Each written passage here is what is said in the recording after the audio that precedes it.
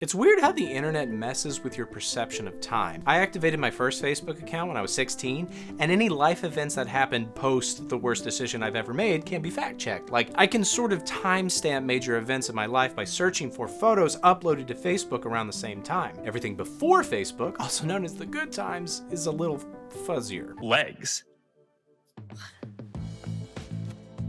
Legs! But details are gonna be important for this video, and I'm kinda might actually need your help, so pay attention with me. Help me logic through this. Here's what I do know. In 1997, when I was 6 years old, Goldeneye 007 was released for the Nintendo 64. It'd be a few years before I'd play the split-screen multiplayer at a friend's house, and possibly years more than that before I realized there even was a single-player mode. But within minutes of picking up that confounding nonsense controller, I was hooked. I mean, rocket launchers, the golden gun, Xenia? Oh. It's important you understand that this wasn't a, wow, I really enjoyed this experience thing. This was a, Goldeneye makes me want to do crazy things thing. Let me explain. For this next part, I remember myself as a scrawny 10-year-old, but I'm not sure if that's possible. I remember my parents telling me that they wouldn't purchase me an N64, and I remember subsequently devising a plan. See, I collected every Pokemon card I had, a large assortment of my sister's dolls, and my black Game Boy Pocket that leaked battery acid if you played it too long, as I discovered one night while playing Pokemon Red in my bed and licking at what I thought was sweat on my palms, only to experience what felt like a live jumper cable clamped onto my tongue. And I also remember being weighed down with every valuable-ish thing I owned and heading literally door to door throughout my neighborhood, foisting my wares upon my unsuspecting neighbors. Now, obviously this shouldn't have worked. Maybe I'd convince a couple kids to hand over a quarter for a Charmander I sprinkled with glitter and said was holographic, but no way I would move enough product to purchase my glittering idol, right? Wrong, baby. Remember, this was the late 90s, or maybe the early aughts, and the N64 and Goldeneye had already been out for quite a while. And according to my airtight memory, I only needed $50 to make all my wildest dreams come true. And somehow, I got that $50. And even if I misremember the exact cash amount, I do not misremember convincing a friend's mom to drive me to Babbage's to purchase the N64 and Goldeneye and 3 controllers. If they had a name for that, I think they would have called it the Perfect Life Bundle. Oh, do you not know Babbage's? Nothing but Babbage's in here tonight. Bad bitches only. That's what GameStop called itself before they changed the store name to actually reflect what they sold instead of a portmanteau of bad cabbages.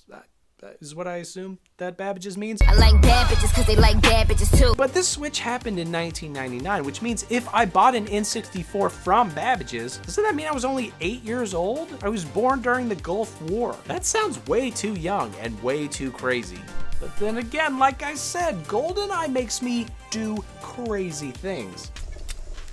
But the crazy didn't even stop there. Remember, I still didn't know if I was allowed to actually own this Perfect Life bundle, so I stored the PLB at my friend's house, then approached my parents with a, okay, look, I already bought the N64, it's at a friend's house. All I need from you is permission to babysit it every other week, like it's a child of divorce. And my parents said, I don't care. And so my friends and I found a big cardboard box to house not only the PLB, but hopefully any future games if we ever tired of Goldeneye, which we never did, though people did buy us other inferior games. And every weekend, our precious box was run from one household to the other 3 streets away. And this system continued until after my 6th grade year when my friends moved to Florida, taking the N64 and Goldeneye in the, divorce. I don't know why I say divorce so much in this video. I'd recently received a Nintendo GameCube and foolishly believed that I'd be all set. And because this was pre-Facebook and smartphones, I was too young and stupid to ask for their address to write letters or whatever. I literally never saw or heard from them ever again. It's amazing how when I was a kid, if your friends moved, they could just disappear. But now it's 2023, and Goldeneye is back. And after less than 5 minutes of Soviet blasting, I realized once again, Goldeneye is making me want to do a crazy thing. As wonderful as Goldeneye 007 was and is, I didn't really fall in love with the game. I fell in love with the communal experience of playing it with others, specifically 2 others. Nathaniel and Stephen Brown, my Goldeneye co-parents and long-lost friends. I really want to try and find those guys and reminisce about our 20-something remastered baby, but I have no idea how to find them. All I know is they ostensibly moved to Florida, like I said, but shockingly, Googling or Facebooking Stephen Brown, Florida doesn't really get you particularly far. Otherwise, all I've got are some old photos of when we played baseball as kids, the fact that there were 10 children in their family, and ironically their parents got divorced at some point, and they lived in Charlottesville, Virginia during the 90s. I also think they were maybe homeschooled.